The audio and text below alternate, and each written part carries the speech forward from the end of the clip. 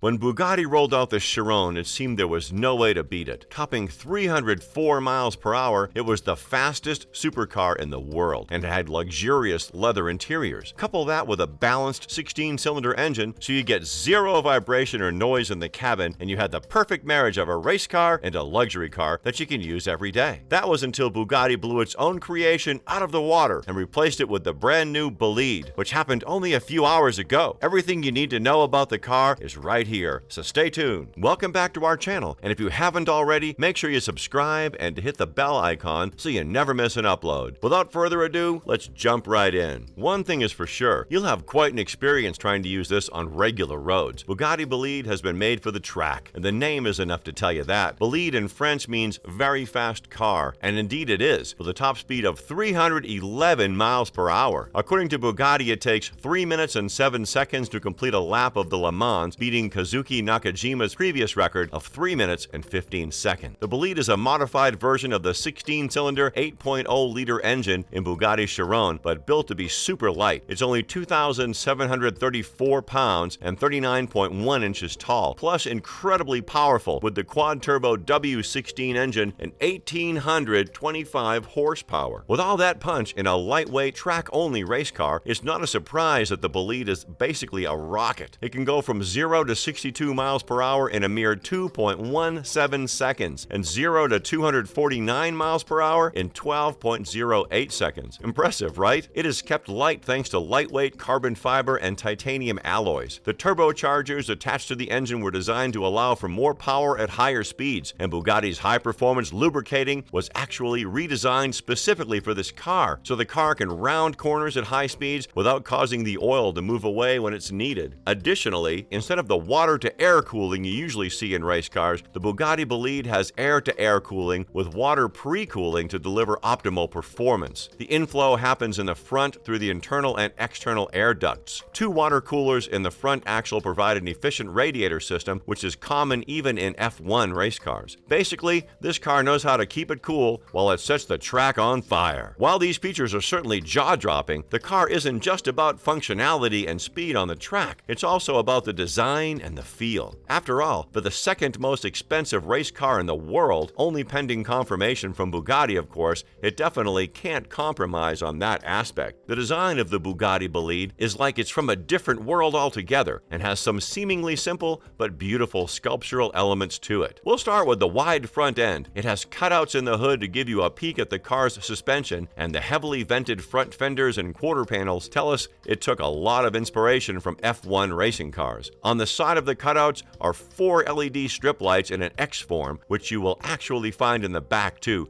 but in a slightly different look. The air is streamed through the inside of the front wheels around the main body, so all you'll find in front of the car is aerodynamic development and crazy performance. The horseshoe-shaped front grille and split-color paint scheme naturally draw your eye to the Bugatti logo right in the front of the car. The fact that it just looks that good is a bonus. If you take a top view of the car as well, you'll find a similar X-shaped feature. The feature exists because of the experimental nature of this car. The inspiration is from Chuck Yeager's The Right Stuff, where he flies a Bell X1. The morphable outer skin for the roof scoop is definitely the most prominent feature of its design, which is meant to improve airflow by sucking in cool air into the engine. The surface of the scoop stays smooth while you're driving at a low speed, and a field of bubbles bulge out once you hit the accelerator hard. It apparently reduces drag by 10%. Unfortunately, no images of it in action has been released yet. The roof scoop attaches to the rear wing, which produces 4,000 pounds of downforce at 199 miles per hour, and the rear end is what makes the most impact. Visually speaking,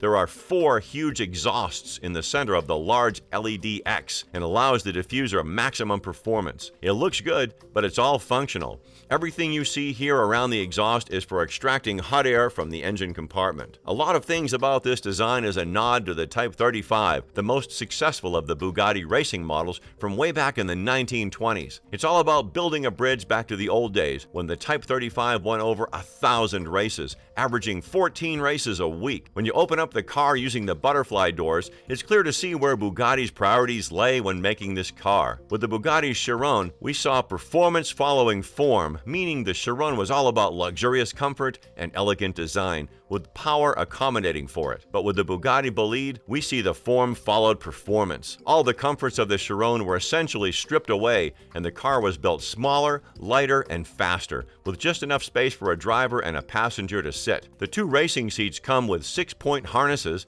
a steering wheel with a digital gauge cluster, a small panel with push-button transmission controls, and some other switches. The surfaces are clad in either carbon fiber or a similar shade of blue as the exterior in micro suede. If you're up to 6 feet and 6 inches tall, you can fit into this car. Everything from the exterior to the interior to the specs emphasize the fact that this car was built for the track and nothing but the track. The entire body is literally built around the W16 engine and kept as small as possible, so it doesn't get in the way when the engine unleashes its true power. You can see all of their expertise culminate in this one car, making it an intellectual exercise for the creators as well as any race car driver's ultimate fantasy. There have been speculations and questions regarding whether or not Bugatti would ever make a car focused for the racetrack. It was probably only a figurative question, but it seems Bugatti took up the challenge and worked at it tirelessly behind the curtain. But what of the cost? Of course, that's the most important part. The Bolide is a performance-heavy version of the Chiron, and the Chiron costs over $3 million. Bugatti made a number of cars based on the Chiron, namely the 110, which is $9 million, and the Divo, which is $6 million.